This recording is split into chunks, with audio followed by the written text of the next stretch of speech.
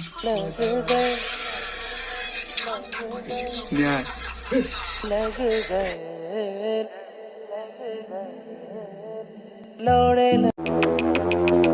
कैसे हैं आप लोग? एक कहानी है जो सबको सुनानी है, जलने वालों की तो रूह भी जल। এদিকে এদিকে স্যার রাহুল ফ্রম ইজন প্লিজ। ওদিকে ওদিকে এই যে ডেড বডিটা এখানেই পড়ে আছে, কাঁধে তুলুন আর নিয়ে যান। আমি দেখছি স্যার। কিছু দেখার নেই, ওটা ভোগে গেছে। Sir 2 minute. হ্যাঁ, ওখানে গুরুদেবরা আছেন। স্যার আমার মনে হয় যে একটা মাইনর প্রবলেম হয়েছে। আমি একটা কথা বলবো, হ্যাঁ? এটাকে কাঁধে তুলুন আর বলো হরি হরি বল বলতে বলতে কাঁধে নিয়ে চলে যান। ঠিক আছে স্যার, আমি একটা কাজ করছি, আমি লোক পাঠিয়ে এটাকে রিপ্লেস করে দিচ্ছি। ঠিক আছে? Thank you sir.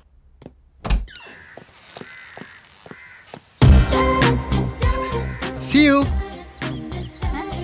বলছি সি ইউ।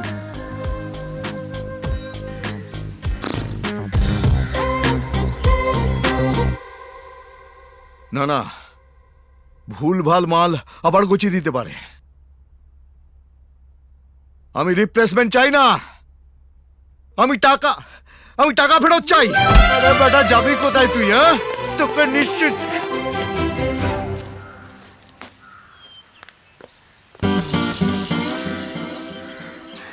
নমস্কার। নমস্কার। কে তুমি? আপনার সঙ্গে দেখা করতে এসেছিলাম। ম্যাডাম বলেন আপনি বিজি আছেন। আরে মিথ্যে কথা, আমি সব সময় ফ্রি। তা কিসের জন্য আসা হয়েছে? আসলে আমার একটা চাকরির খুব দরকার, আমি সব সার্টিফিকেট এনেছি। কই দেখি। ওরে বাবা, এমএ। ও বাবা, সঙ্গীত পেশারত। বাবা, তা আর কি করেছ? আর তো কিছু করিনি। ঠাট্টা করছিলাম। হাত পাতো। তা তোমার কি ধরনের চাকরি চাই? চাও কিছু একটা হলেই হবে। এই আমাদের এই গেটের দারোয়ানের পদটা খালি আছে, তার জন্য এমএ বিএ সঙ্গীত বিশারদ কিচ্ছু দরকার নেই। করবে? এই তো এই দেখো, আবার ঠাট্টা করলাম। আবার হাত পাতো। এই আরেকবার পাতো। আবার? আমার খুব ভালো লাগছে।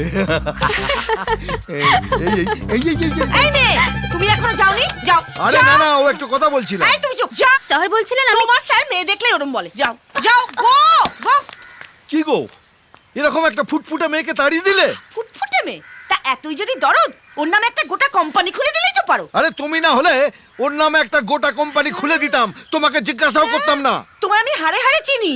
আমিও ভট্টাচার্য বাড়ি মেয়ে। বিয়ের সময় বাবা 1 লরি দান সামগ্রী পাঠিয়েছিল, 1500 বরযাত্রী খাইয়েছিল।